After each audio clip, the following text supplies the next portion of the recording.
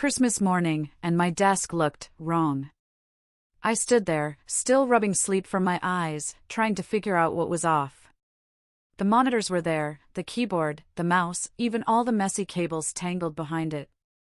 But the tower itself, the heart of my whole setup, was just gone. Poof. Like it had been raptured right out of my locked bedroom. That computer wasn't just some off-the-shelf gaming rig. I run a shop in Pennsylvania, restoring vintage arcade cabinets, Pac-Man, Galaga, Street Fighter II, you name it.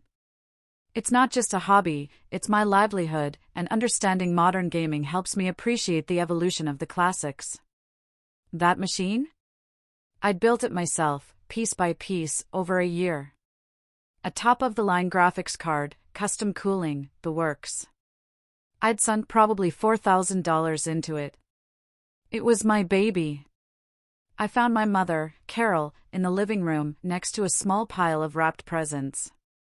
Kevin, her boyfriend, was there too, wearing a brand new leather jacket, one I knew, for a fact, cost at least $300 or $400 because I'd seen it in a shop window downtown. Carol was beaming, absolutely radiant. "Merry Christmas," she chirped. "I got Kevin a little something special this year." I just pointed at the jacket. "Where did you get the money for that?"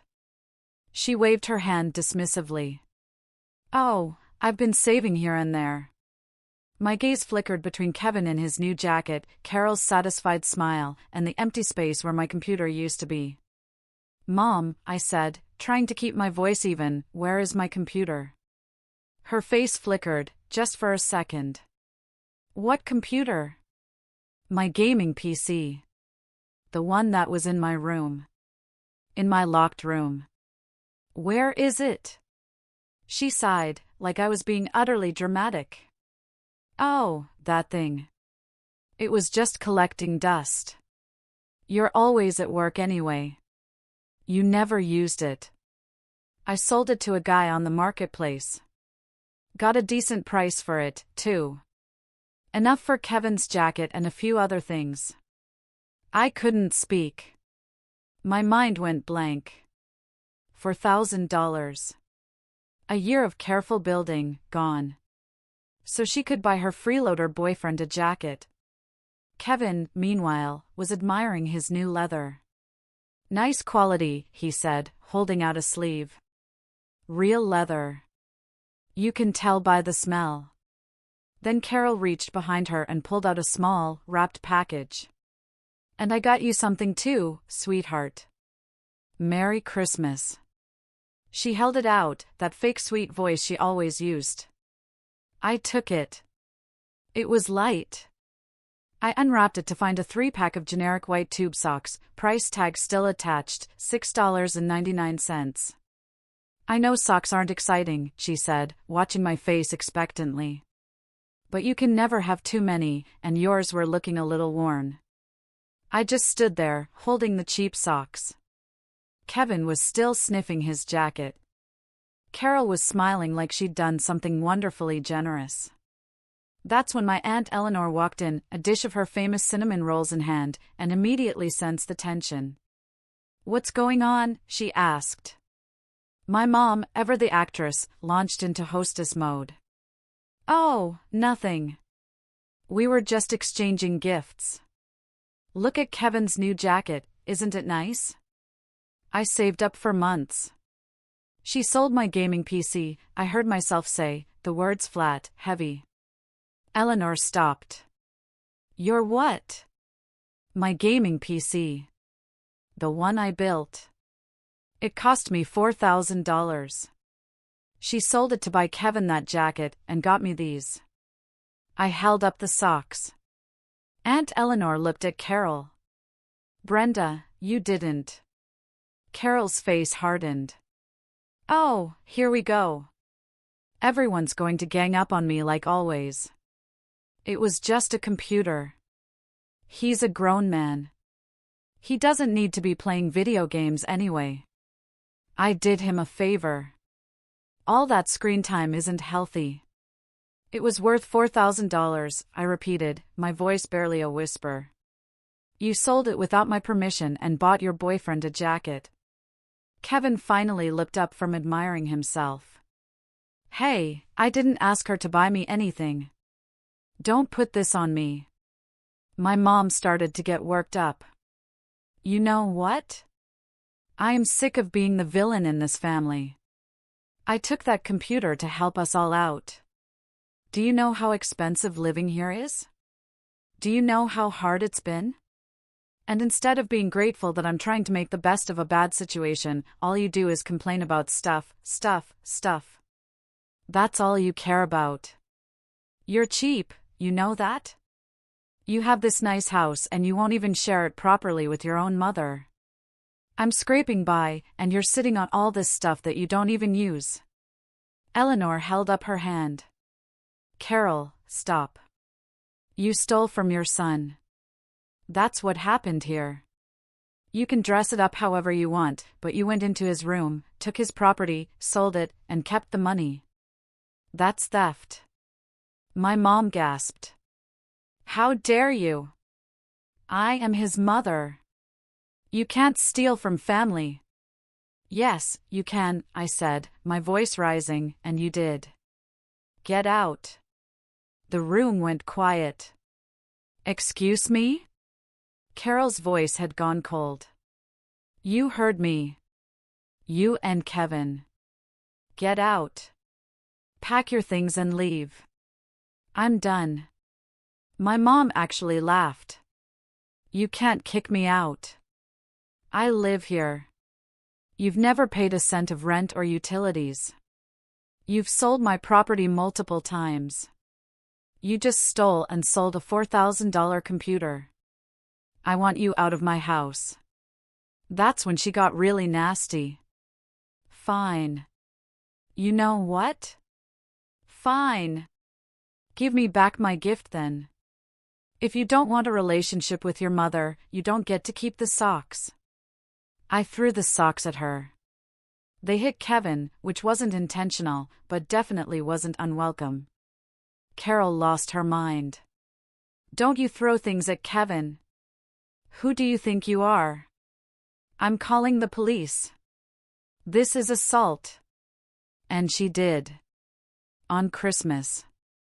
Because I threw a $6 pack of socks in her boyfriend's general direction. The police arrived about 20 minutes later, 2 officers who clearly wished they were anywhere else. They separated us, took statements. I explained everything as calmly as I could, the stolen computer, the months of sold property, the escalating situation. I showed them my documentation, photos, notes I'd been keeping since the refrigerator incident. Carol, meanwhile, was putting on an Oscar-worthy performance, the victim, being thrown out on Christmas, nowhere to go, her son being violent. Those socks, she claimed, could have put Kevin's eye out. The officers were sympathetic to me, I could tell. But here's the thing about tenant law in Pennsylvania.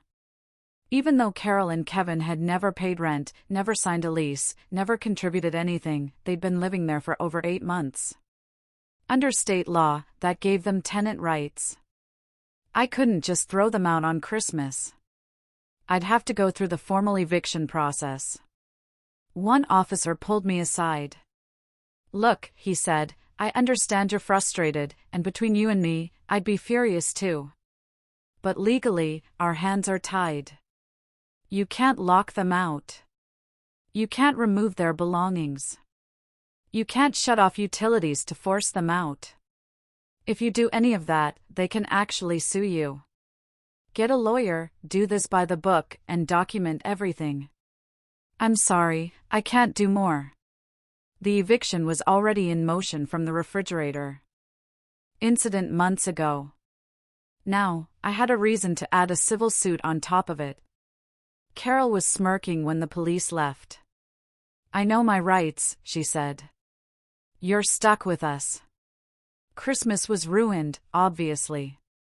Aunt Eleanor stayed for a while, trying to be a buffer, but eventually, she had to go. Carol and Kevin retreated to their room. I sat in my living room, staring at the spot where my PC used to be. I spent the rest of Christmas Day on my laptop, researching exactly what I was and wasn't legally required to provide to unwanted guests who had established tenancy. The answer? Not much. I had to provide access to running water and working heat. That was basically it. Everything else was a courtesy, and I was fresh out of courtesy. The next day, December 26th, I changed the Wi-Fi password. When Carol asked for the new one, I told her the internet was down. She believed me for about 3 hours until she saw me streaming something on my phone. That's when the fun began. She demanded the password. I told her I'd be happy to share it if she started paying for a portion of the bill. She said she shouldn't have to pay for something that's already there. I explained that wasn't how utilities worked. She called me cheap. I reminded her she'd sold my $4,000 computer for jacket money. She didn't have a response to that. No Wi-Fi meant no streaming. My mom, it turns out, was absolutely addicted to watching old reality shows, stuff from the early 2000s, cooking competitions before HD, dating shows with frosted tips. Garbage television from a bygone era. It was basically her entire personality. Without Wi-Fi, she couldn't stream anything. She blew through her phone's data limit in about 2 days. She asked if she could use my streaming accounts. I told her I'd cancelled them. I hadn't, obviously, just changed the passwords, but she didn't need to know that. By day 3, she was losing her mind. She actually tried to negotiate with me, maybe if she paid just a little something toward the Wi-Fi? I told her the price was $4,000 for the computer she'd sold. She told me I was being ridiculous and needed to let it go because it was in the past. I let her stew. Meanwhile, I'd stopped cooking for the household entirely. I bought my own groceries and kept them in a mini fridge in my locked bedroom. It wasn't just petty, I was tired of Kevin eating my food while acting like my laundry needed his approval. When Carol complained that I wasn't making dinner for everyone like a family, I reminded her that we weren't a family. We were landlord and unwanted tenants. And this landlord wasn't running a restaurant. She and Kevin had to start buying their own food. Watching my mom have to spend her own money on groceries was genuinely entertaining. She'd come back from the store with the cheapest off-brand everything, complaining about prices the whole time. She tried to guilt me into sharing my food by making comments about how good it smelled, how she used to cook my favorite meals, how family should share. I just ate my dinner and didn't respond. New Year's came and went. No celebration. I spent it working on another restoration project. Carol and Kevin sat in their room, doing nothing, because they had no internet, no streaming, and apparently no ability to entertain themselves like adults. January brought escalation. Carol was getting desperate. She missed her shows. She missed not having to pay for things. She missed having someone to mooch off of. She tried different tactics. First, the guilt offensive, lots of crying, talk about how she sacrificed so much to raise me, how I was breaking her heart. I let her cry. I'd spent my whole life feeling guilty when she turned on the waterworks. Not anymore. Then came the anger phase, screaming matches in the kitchen, accusations that I was selfish, cruel, ungrateful. Kevin tried to get involved, and I shut that down immediately. I told him if he wanted to keep living in my house, even temporarily, he'd stay out of it. He backed down. Kevin always backed down when directly confronted. Then came the fake niceness. Suddenly, Carol was sweet as pie, making small talk, asking about my day, complimenting my work. It was so transparent, it was almost funny. I played along but gave her nothing, yes. No.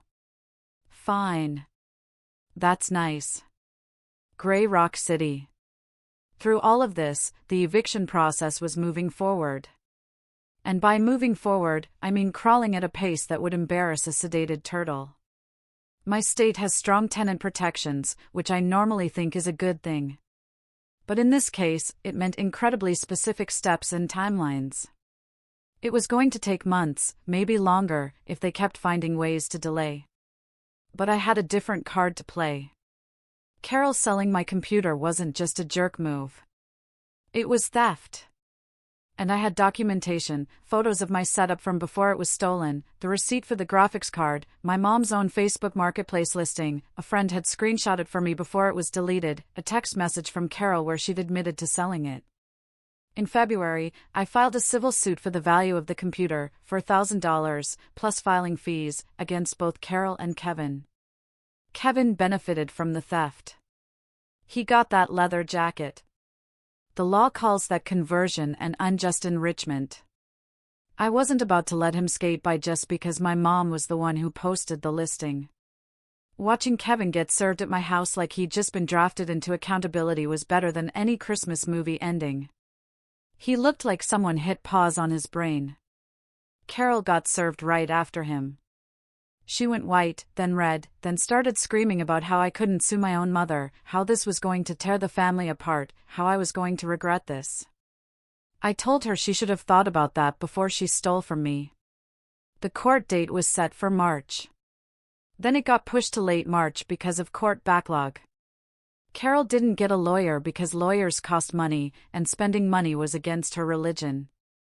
She said she'd represent herself because... How hard could it be? Kevin was supportive of this decision because Kevin was an enabler who had never wanted anything in his life. The civil case came first. I showed up with my documentation, photos, receipts, screenshots, text messages, a clear timeline of events. Carol and Kevin showed up together. My mom had an attitude and a fundamental misunderstanding of how courts work. Kevin looked like he was attending his own funeral. Her defense was essentially that I'd given her permission to sell it because I wasn't using it enough, and that as my mother, she had a right to make decisions about my possessions. Kevin tried to claim he didn't know the jacket was bought with stolen money and that he'd offered to pay Carol back for it, but she refused. The judge was not impressed with either of them. When the judge ruled in my favor and ordered them jointly and severally liable for $4,000 plus court costs, the judge explained jointly and severally like Kevin was 5. His face did the math in real time.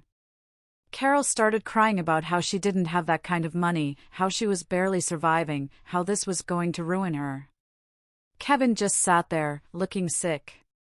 The judge asked about their finances. Did they have any assets? Any savings? Carol said no.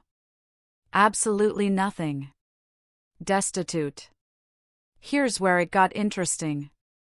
About a month earlier, I'd noticed my mom acting shifty about her phone, more secretive than usual, hiding the screen when I walked by. Then I overheard her talking to someone about a transfer and account numbers.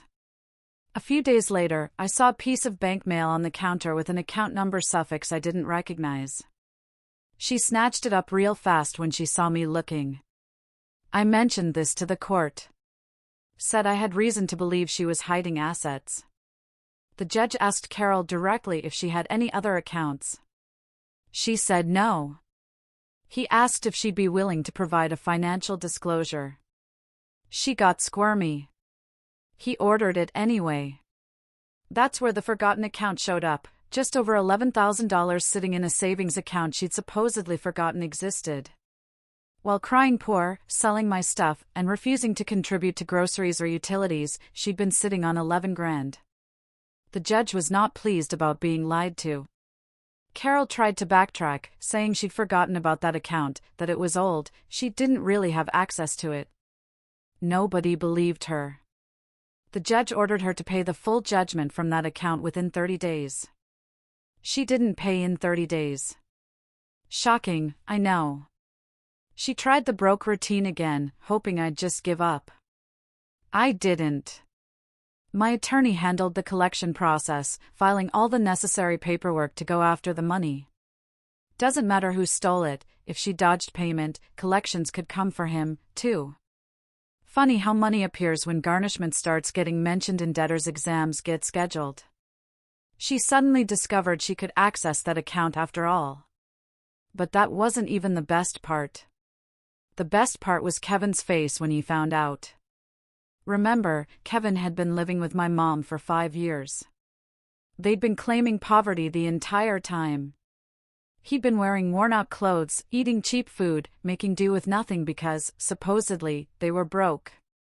And now he was finding out in open court that his girlfriend had been hiding $11,000 from him. He looked at her like he'd never seen her before, which, in a way, he hadn't. They drove home separately. The eviction case, meanwhile, dragged behind the civil case like a shopping cart with a bad wheel. But here's the thing about my mom, she couldn't help herself. She missed a filing deadline. She didn't show up to one hearing because she thought it was optional.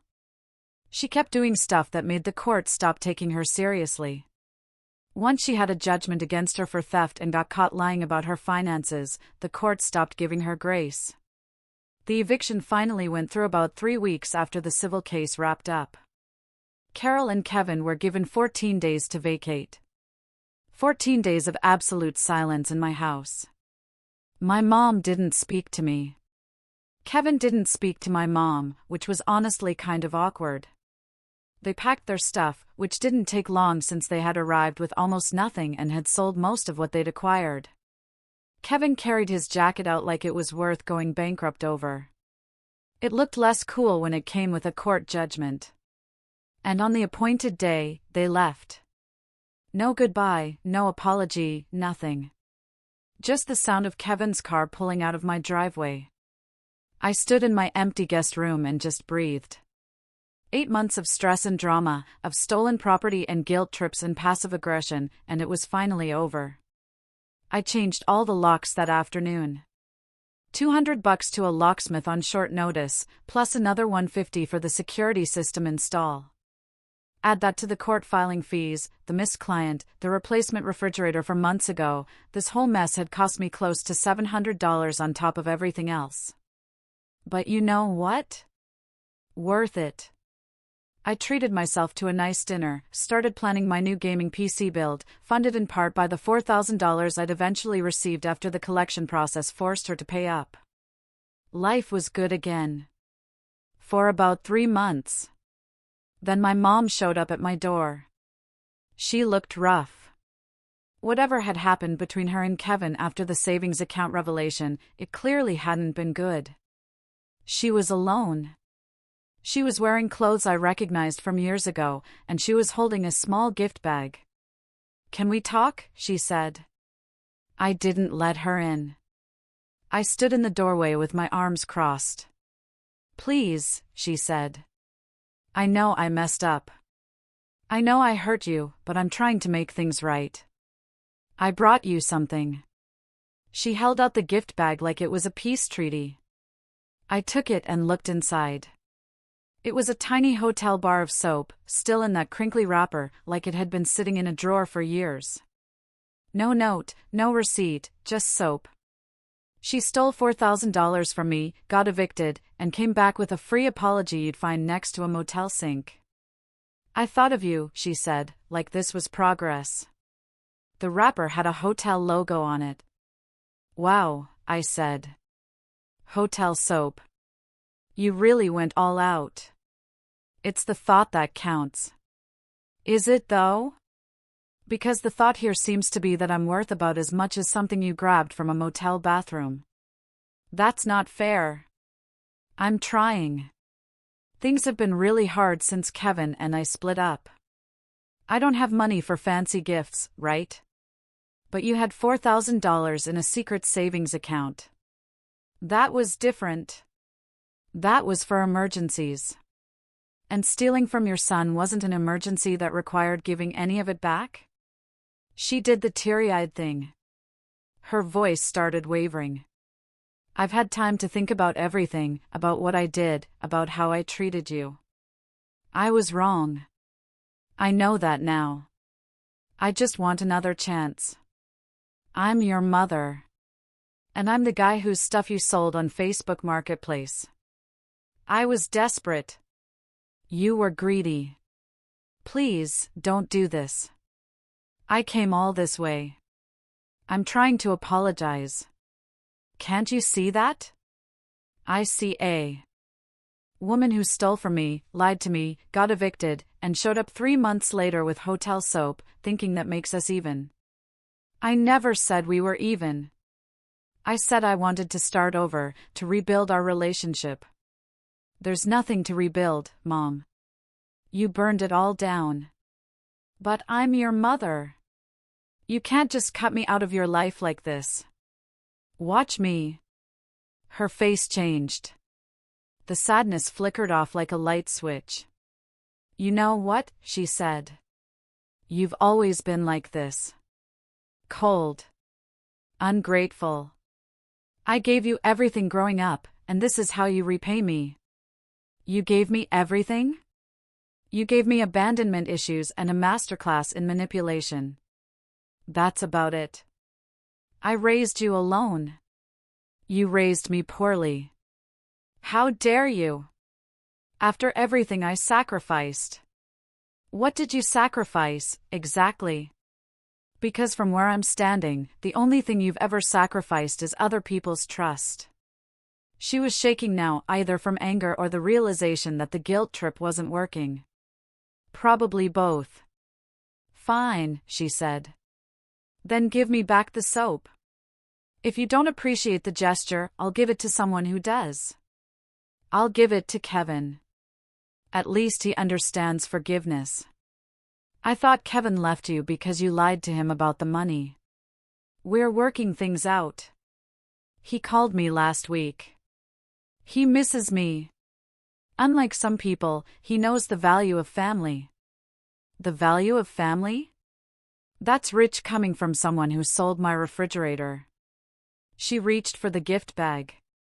I stepped back. No, I said. You gave this to me. It's mine now. My mom always gave free gifts. Birthday presents were hand-me-downs or things she'd gotten at church rummage sales. Christmas meant regifted stuff still in someone else's wrapping paper. So, of course, her apology was free too. That tracked perfectly. That broke something in her. She started yelling, in my front yard, full volume, calling me ungrateful, cruel, saying she should have known I'd turn out like this, saying she regretted everything she'd ever done for me. My neighbor came out to see what was going on. Another neighbor across the street. My mom didn't care. She just kept screaming. I pulled out my phone and called the police. She stopped mid-sentence. What are you doing? What does it look like? You're trespassing on my property, creating a disturbance, and refusing to leave. I'm calling the police. You wouldn't. I made the call, reported a trespassing situation, gave my address. My mom stood there frozen, probably expecting me to hang up, to back down, to give in like I always had before. I didn't. The police arrived in about 10 minutes. Different officers than before, but they took the situation seriously. I explained that this person had been legally evicted from my property 3 months ago and was now back, refusing to leave, causing a disturbance. I mentioned the prior civil case, the history of stolen property. My mom tried her victim routine, but it didn't play as well this time. The officers asked her to leave. She refused. They asked again. She demanded to know her rights. They explained that she had no right to be on private property. After being asked to leave, she called them fascists. They escorted her off my property. She went, but not quietly. She was still yelling as she got in her car, promising this wasn't over, saying she'd make me pay. The usual stuff. The next day, I filed for a restraining order. It took a few weeks, but it went through. My mom now legally cannot come within 500 feet of me or my property.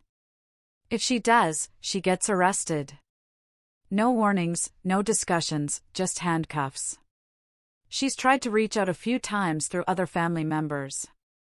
Aunt Eleanor has been a good buffer, shutting her down whenever she starts trying to use relatives as messengers.